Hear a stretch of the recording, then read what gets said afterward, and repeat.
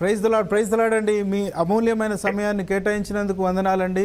మన ప్రియమిత్రుడు ప్రవీణ్ పగడాల గారు ఈరోజు మన మధ్యలో లేడు. చాలాసార్లు మీరు ఇద్దరు లైవ్లో మాట్లాడుకుంటున్నప్పుడు ఎంత మీ ఇద్దరి మధ్యలో అన్యోన్యత కనబడేది.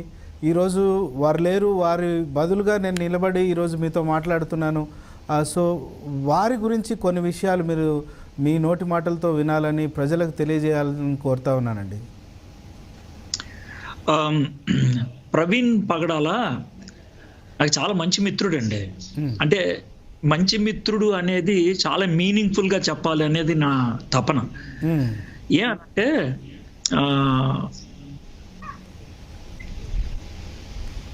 ఏ పరిస్థితుల్లో అయినా కూడా, ఎలాంటి జటిల పరిస్థితుల్లో అయినా కూడా నవ్వుతూ, లేదే దీని గురించి ఇట్లా చేద్దామే, అంటే నాతో అంత ఆప్యాయంగా మాట్లాడతాడు. లేదే ఇట్లాగే మాట్లాడతాడు. అవునవును, చాలా చూసాను నేను అన్యోన్యత. ఆ తర్వాత నా లైఫ్లో కొన్ని డిఫికల్ట్ ఛాలెంజెస్ వచ్చినప్పుడు ఐ సాట్ హిస్ హెల్ప్. నాకు చాలా విచిత్రం అనిపించేది ఏంటనంటే 2003 నుంచి నాకు ఆయన పరిచయం అండి. ఇందోర్లో ఆయన ఓ పిల్లోడు నాకు ఇంగ్లీష్ నుంచి హిందీలోకి తర్జుమా చేయడానికి ఆయన తీసుకొచ్చారు. అప్పటి నుంచి నాకు పరిచయం. అయితే 22 సంవత్సరాల్లో ఎంత ఎదిగిపోయాడనంటే ఆయన దగ్గర నేను నేర్చుకునే పరిస్థితికి వచ్చింది. అంత ఎదిగాడు ఆయన. నేను మొక్కమాటం లేకుండా, సిగ్గుపడకుండా చెప్పగలను. ఆయన దగ్గర నేను నేర్చుకునే పరిస్థితి వచ్చింది. నేను అంతర్వేది పాలెం ఐపీసీ చర్చ్కి ఆయన పిలుస్తున్నామని చెప్తుంటే, ఏమండి ప్రవీణ్ పగడాల గారిని పిలవచ్చా అని అంటే, ఆయన మా గురువు అండి అని అన్నా. ఆయన శామ్యుల్ ఫిన్నీ గారు, బాబు నీ గురువు అని చెప్పాడంటే మనం నవ్వాడంట. నవ్వి అన్న అలా అంటాడులేండి, ఆయన మా గురువు, అన్న అలా అంటాడని. అంటే నేను చాలా క్లియర్గా చెప్పాను, బ్రదర్ మీకు గుర్తుందా లేదు, మీరు నన్ను అడిగారు ఏది రక్షణలో మీరు నాకు టైం ఇవ్వగలరా అంటే, నాకున్న నిరీక్షణతో కమిట్మెంట్ని బట్టి నేను ఇవ్వలేనని మీకు ప్రవీణ్ పగడాలని పరిచయం చేశాను నేను. అవునండి. అప్పుడు మీరు నన్ను అడిగారు ఈయన బాగా మాట్లాడతారంటే, ఈయన ఒకసారి ట్రై చేసి చూడండి, నన్ను మర్చిపోతారు మీరు అన్న. అది వాస్తవం అండి. ఎట్లాగంటే ఆయన మీరు దూరంగా ప్రపంచమంతా తిరుగుతూ పరిచర్య చేస్తూ ఉన్నారు. ఆయన ఇక్కడే తిరుగుతూ నాలో అంటే మమ్మల్ని ఎట్లా మోల్డ్ చేశాడంటే, ఇంతసేపు బ్రదర్ చెప్పినట్టుగా ఆయన మమ్మల్ని కూడా ఒక రకంగా తరబీదు చేస్తూ వచ్చాడండి. ఆయన ఓ షేప్ చేశాడు మొత్తానికి. వాస్తవం అది. థ్యాంక్ యూ వెరీ మచ్ మీరు పరిచయం చేసినందుకు.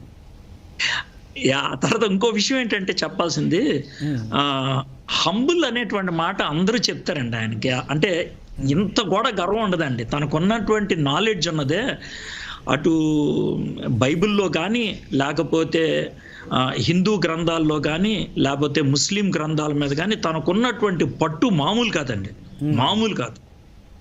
అంత పట్టున్నటువంటి వ్యక్తి, ఆయన మాట్లాడేటువంటి తీరు, ఆయన యొక్క వ్యవహారం అసలు చాలా గొప్పదండి. Is a great model as far as humility is concern. తనకున్నటువంటి నాలెడ్జ్ని తాను ఏదో ప్రదర్శించి గొప్పోడిని చెప్పుకోవడానికి ఎప్పుడు ఆయన ప్రయత్నం చేయలేదు. కానీ చాలా కరెక్ట్గా పరిస్థితికి అనుగుణంగా వాడేటువంటి తత్వం ఆయనకున్నదండి. ఈజ్ ఎక్సలెంట్ మ్యాన్ అండి, ఎక్సలెంట్ మ్యాన్. నేను చాలా మందికి పరిచయం చేశానండి. ఆయన యూఎస్ వెళ్తున్నప్పుడు, నేను డాలస్ వెళ్తున్నానే, నీకు ఎవరైనా పరిచయం ఉన్నారా అని అంటే, అక్కడ చర్చ్ వాళ్ళు పరిచయం చేస్తే ఆ తర్వాత వాళ్ళు నన్ను మర్చిపోయారు. నేను ఈయన ఎవరికైనా పరిచయం చేస్తే నేను చివరికి ఏమన్నాడు, నిన్ను పరిచయం చేయాలంటే కష్టం బాయ్ అని అంటే, వాళ్ళు నేను వాడుకొని నన్ను వదిలేస్తున్నారంటే, లేదే అంటాడు. Is I miss him so much అండి, ఐ మిస్ హిమ్. బ్రదర్, ఇంకొక కొన్ని విషయాలు ఇప్పుడు పరిచర్యలో అంటే మీరు చెప్పారు, ఎప్పుడైనా కూడా ఒక గురువు శిష్యుడు ఎదిగితే సంతోషిస్తారు అనే మాట చెప్తా ఉంటారు. సో ఈ శిష్యుడు లేకపోతే మీకు తర్జుమా చేసిన ఈ వ్యక్తి ఇంతగా ఎదిగాడు, ఇంతమందిని సంపాదించుకోగలిగాడు అన్న విషయం చూశాక మీకు ఏమనిపించిందండి?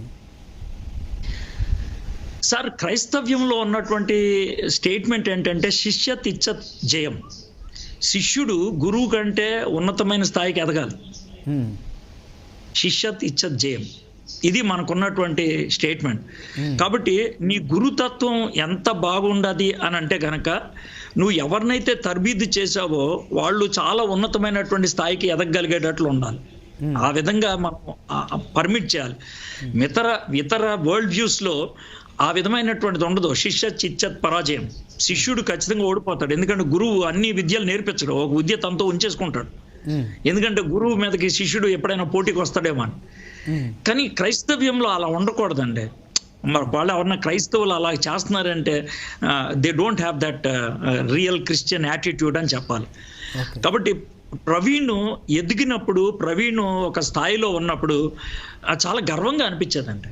ఐ ఫీల్ సో ప్రౌడ్ అనమాట. అరే మనోడు అక్కడ నిలబడి మాట్లాడుతున్నాడు అనేటువంటి ఆ ఆనందం ఉండేదండి. ఇట్ ఈస్ గ్రేట్ జాయ్ అనమాట.